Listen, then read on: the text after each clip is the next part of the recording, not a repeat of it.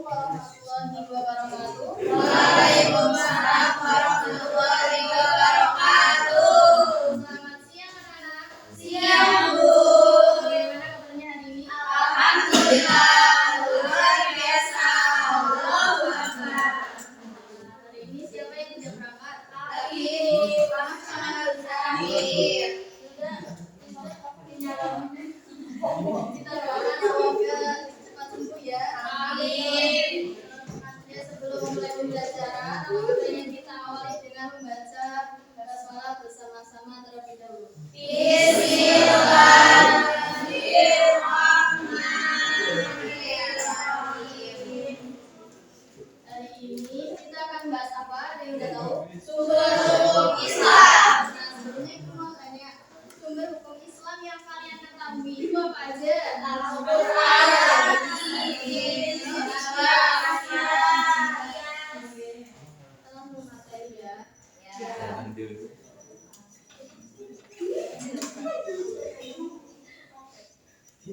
Sumber hukum Islam itu dibagi menjadi dua. Ada sumber hukum Islam yang mutlak dan sumber hukum Islam mutlak.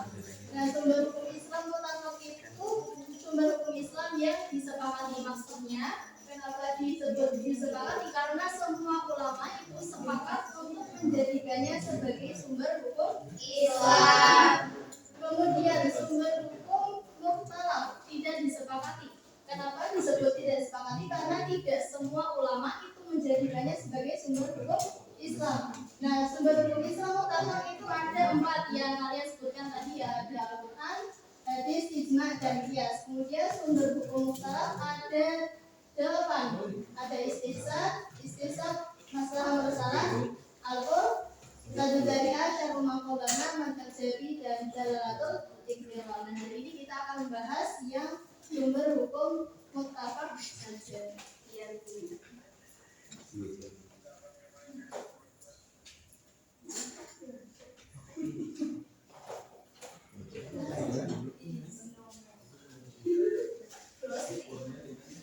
Nah, tadi kan ada sumber hukum mutlak dan mukhtalaf ya, itu tadi yang akan membedakan nantinya antara fikih dengan syariat. Kalau syariat itu tetap, jadi dalilnya satu dari Al-Quran, kemudian dijelaskan lagi di hadis. Tapi kalau fikih itu bisa disesuaikan dengan situasi dan kondisi. Makanya ada ulama yang menggunakan tadi ada istihsan, tapi ada juga yang tidak menggunakannya.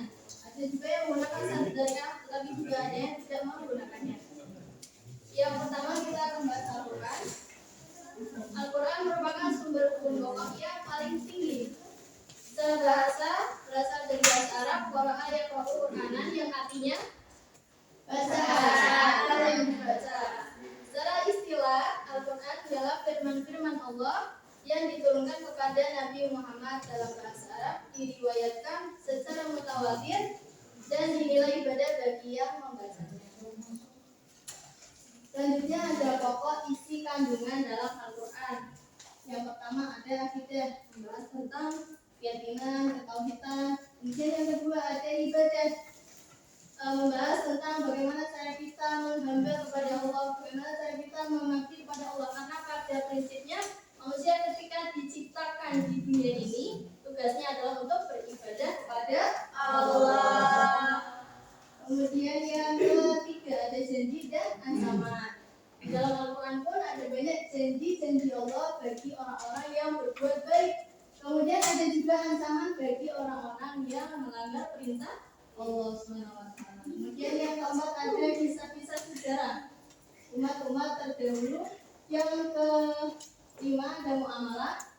Muamalah itu membahas tentang takluk minan nas, yaitu hubungan manusia dengan manusia, misalnya seperti cara kita bertransaksi dan lain sebagainya. Kemudian ada syariat. Selanjutnya ada hadis. Apa itu hadis?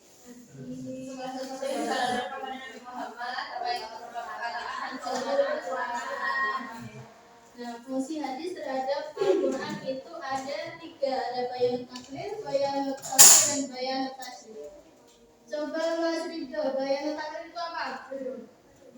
Bayanut taklid menetapkan dan menguatkan atau menggarisbawahi suatu hukum yang ada di dalam dalam Quran, sehingga hukum-hukum itu mempunyai dua sumber, yaitu ayat yang menetapkannya dan hadis yang menguatkannya. Kemudian bayan tafsir apa Mayasya?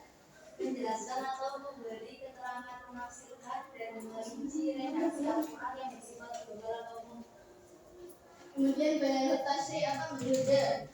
Yaitu menetapkan buku yang tidak dijelaskan oleh Al-Quran. Paham ya? Selanjutnya ada ijma. Ijma ialah kesepakatan yang berasal dari para mujtahid.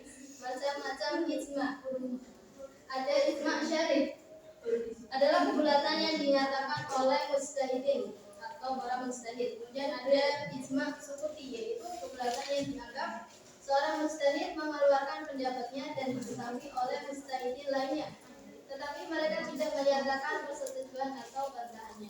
Sementara dilihat dari dalamnya atau petunjuk, ijma dibagi menjadi dua. Apa saja Mbak Nelly?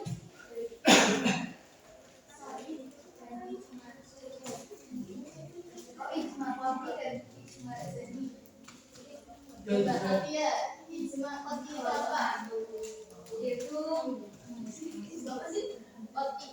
Qat'i dalam bahasa hukum yaitu hukum yang ditunjuk sudah dapat dipastikan kebenarannya atau bersifat qat'i sehingga tidak perlu diperdebatkan lagi dan tidak perlu diistihadkan kembali.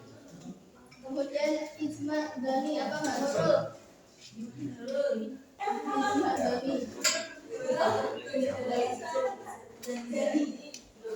Adalah terhadap hukumnya, artinya hukum yang dihasilkannya kebenaran yang bersifat relatif atau masih bersifat dugaan. Karena itu masih terbuka untuk dibahas lagi dan tertutup kemungkinan ijtihad lainnya. Hasil ijtihadnya bukan merupakan pendapat seluruh ulama mujtahid.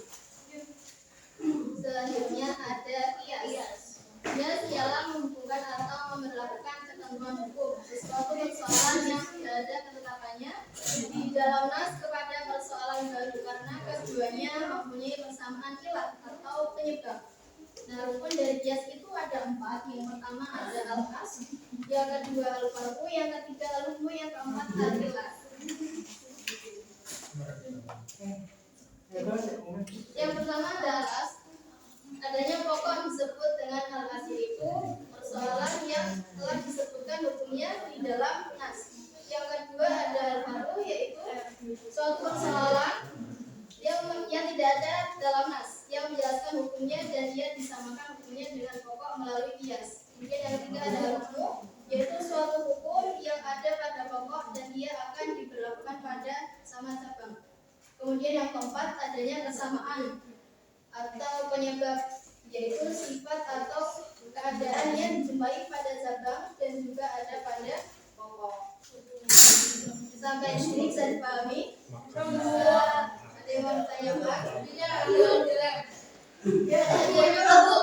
Ada. Gimana cara mainnya, Bu? Bagi dua kelompok, Ibu. Ya, dibagi menjadi 2 kelompok. Ini kelompok 1. Ini kelompok 2. Iya, Bu.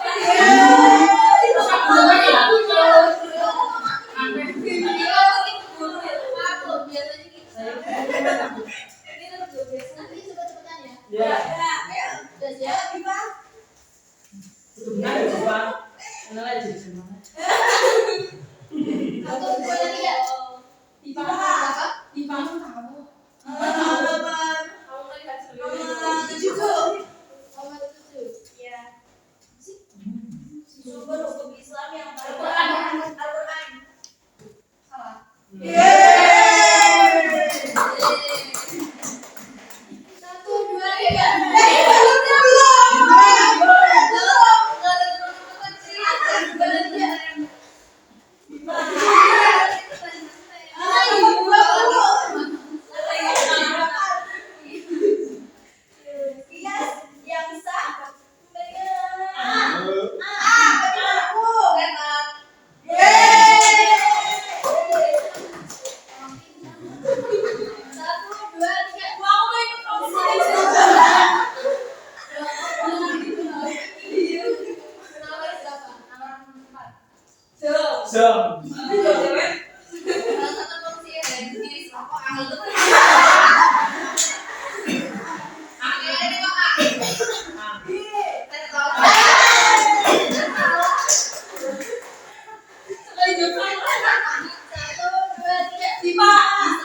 Berapa 5?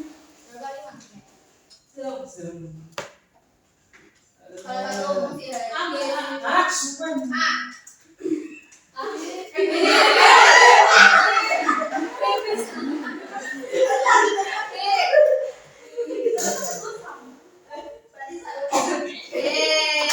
Pemenangnya kelompok 1.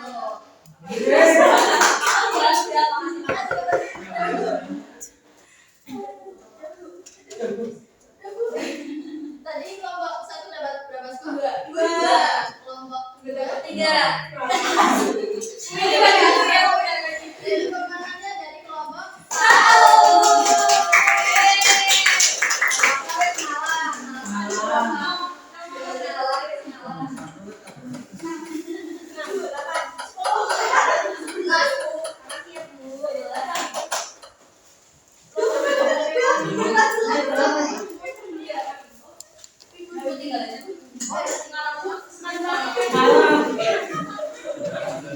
Saya ada tukang. Sebagai pembelajaran dari Ibu bisa memberikan manfaat kita semua. Sekarang